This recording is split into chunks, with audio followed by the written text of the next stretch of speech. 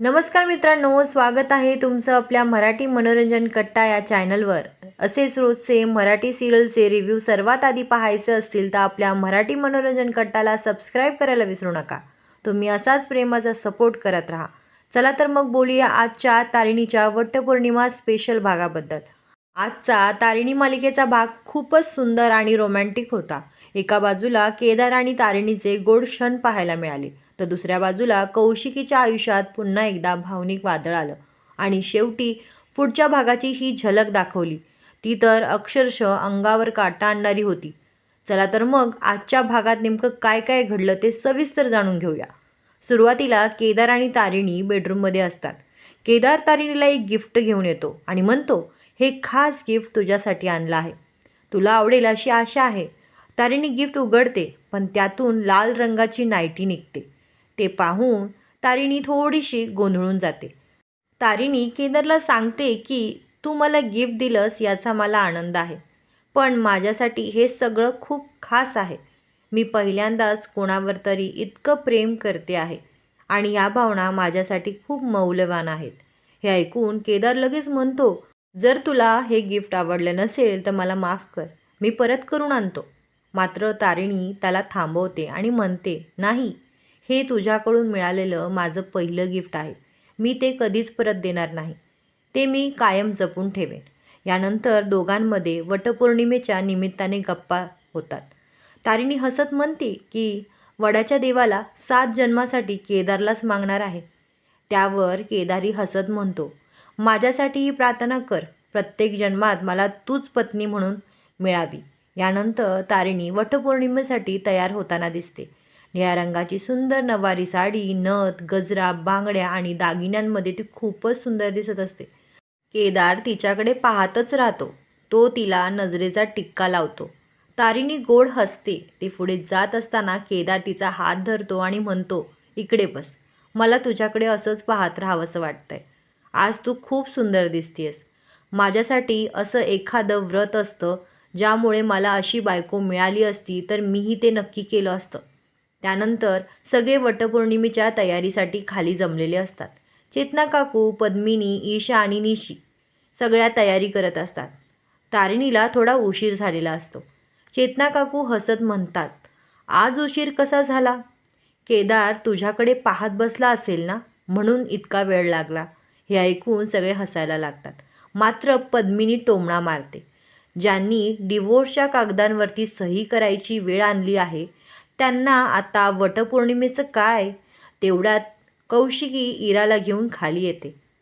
इरा सगळ्यांना तयार झालेलं पाहते आणि आपल्या आईला म्हणते, मम्मा तू अशीच साडी नेस ना, मंगळसूत्र घाल ना. कौशिकी काही बोलणार इतक्यात ईशा म्हणते, बाळा, तुझी आई तर पप्पांना सोडणार आहे, मग ती 7 जन्मासाठी त्यांनाच का मागेल? हे ऐकून कौशिकीला खूप वाईट वाटतं. तारिणी लगेच ईशाला थांबवत म्हणते, आजच्या शुभ दिवशी तरी वाद घालू नकोस. ईशा उलट तारिणीलाच विचारते, तुझा ह्याच्याशी काय संबंध? त्यावर तारिणी ठामपणे उत्तर देते, माझा संबंध आहे. मी या घरची मोठी सून आहे. या घराचं वातावरण चांगलं ठेवण्याची माझ्यावर जबाबदारी आहे. कौशिकी वातावरण शांत करण्याचा प्रयत्न करते. त्यानंतर तारिणी तिला सांगते, एक दिवस तुम्हीही अशाच तयार होऊन वटपौर्णिमेची पूजा कराल. पण कौशिकी रागाने म्हणते, तो दिवस माझ्या आयुष्यात कधीच येणार नाही आणि ती तिथून निघून जाते. दुसरीकडे फातिमा आणि कमांडो आय विटनेसच्या लोकेशनवर पोहोचतात. फातिमा शिट्टी वाजवते. तो व्यक्ती मागे वळून पाहतो आणि पळून जाण्याचा प्रयत्न करतो, पण फातिमा आणि कमांडो त्याला पकडून गाडीत बसवतात. गाडीत तो घाबरून विचारतो, मला का पकडलंय? त्यावर ते म्हणतात, तू त्या रेव्ह पार्टीमध्ये होतास ना? वरून ऑर्डर आली आहे की त्या पार्टीत असलेल्या सगळ्यांचा एन्काउंटर करायचा. हे ऐकताच तो पूर्णपणे घाबरून जातो. दुसरीकडे केदारला नमाचा फोन येतो. नमा सांगते की सुमी आजीने केदार आणि तारिणीचा एकत्र फोटो मागितला आहे. मग केदार तारिणीला बोलवण्याचा प्रयत्न करतो. तो एक फूल तिच्याकडे फेकतो, पण ते चुकून चेतना काकूंना लागते. चेतना काकू लगेच हसायला लागतात आणि म्हणतात, अरे तुमचा रोमॅन्स काही संपतच नाही. बायकोवर प्रेम कसं करायचं हे तुझ्याकडून शिकायला हवं. पद्मिनी मात्र पुन्हा नाराज होते आणि म्हणते, तुम्ही आल्यापासून या घरात खूपच बालिशपणा वाढलाय. चेतना काकू पुन्हा मस्करी करत म्हणते, अरे फूल नाही मारायचं, शिट्टी मारायची, डोळा मारायचा. शेवटी केदार सगळ्यांना एकत्र फोटो काढण्यासाठी तयार करतो. तो हुशारीने सगळ्यांचा एक फोटो काढतो आणि तारिणीचाही एक सुंदर सिंगल फोटो काढून घेतो. मात्र जेव्हा केदार आणि तारिणी दोघे मिळून फोटो काढणार असतात तेवढा चेतना काकू सगळ्यांना घाई करतात आणि दोघांचा फोटो राहूनच जातो. त्यामुळे केदार थोडासा नाराज होतो. आता पुढच्या भागाची झलक तर खूपच जबरदस्त दाखवण्यात आली आहे.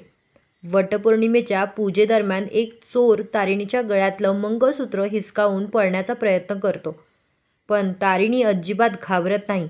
ती थेट त्या चोराची बाईक पकडते आणि त्याला ठामपणे म्हणते, माझं मंगळसूत्र परत दे.